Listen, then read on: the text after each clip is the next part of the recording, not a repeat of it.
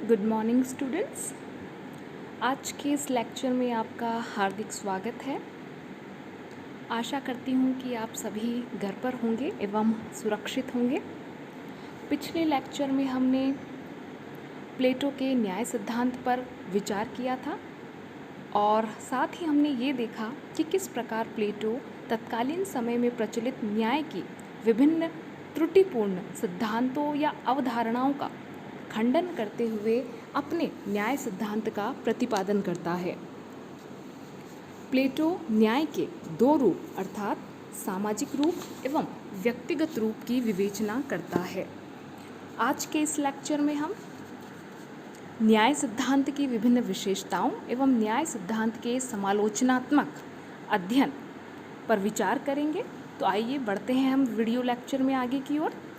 यदि हम प्लेटो के न्याय सिद्धांत की विशेषताओं की बात करें तो सबसे पहली और सबसे महत्वपूर्ण विशेषता है कार्य विशेषीकरण के सिद्धांत पर आधारित न्याय अवधारणा।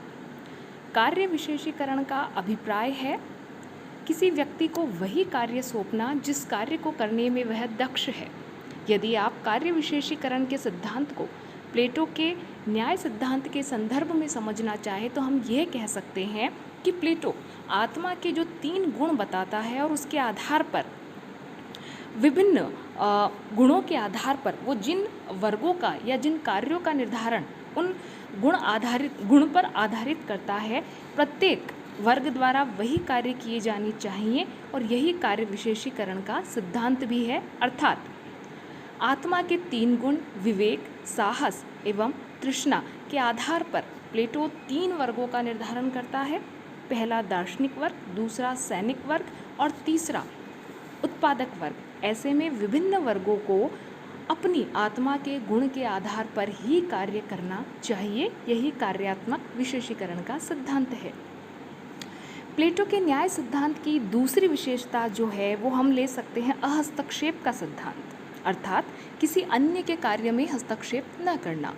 यदि प्लेटो के न्याय सिद्धांत के संदर्भ में आप इसे समझेंगे तो हम ये कह सकते हैं कि जो 3 वर्ग निर्धारित किए गए हैं वे अपने अपने कार्य क्षेत्र में स्वतंत्र होकर कार्य करें एवं एक दूसरे के कार्य क्षेत्र में हस्तक्षेप न करें।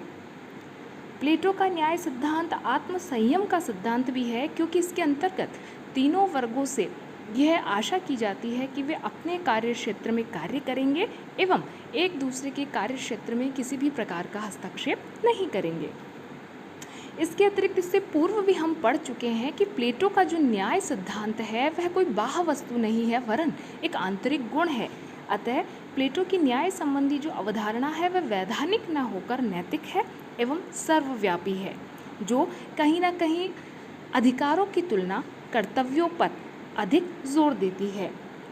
प्लेटो का न्याय सिद्धांत रचनात्मक भी है।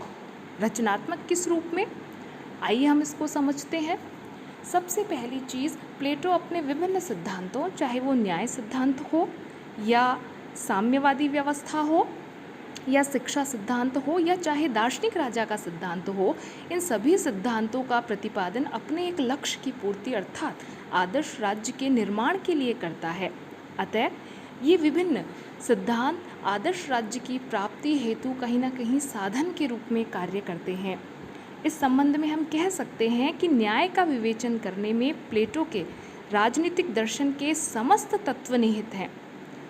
उसके न्याय के सिद्धांत के अंतर्गत मानव की प्रकृति के साथ, मानव का राज्य के साथ और मानव का अपने अन्य सहयोगियों के साथ जिन संबंधों का निरूपण किया गया है वे क्रमबद्ध रूप से भव्य भवन निर्माण की कला के रूप में ढाले गए हैं। अतः हम कह सकते हैं कि प्लेटो का न्याय सिद्धांत आदर्श राज्य की प्राप्ति हेतु सबसे प्रभावी उपकरण है।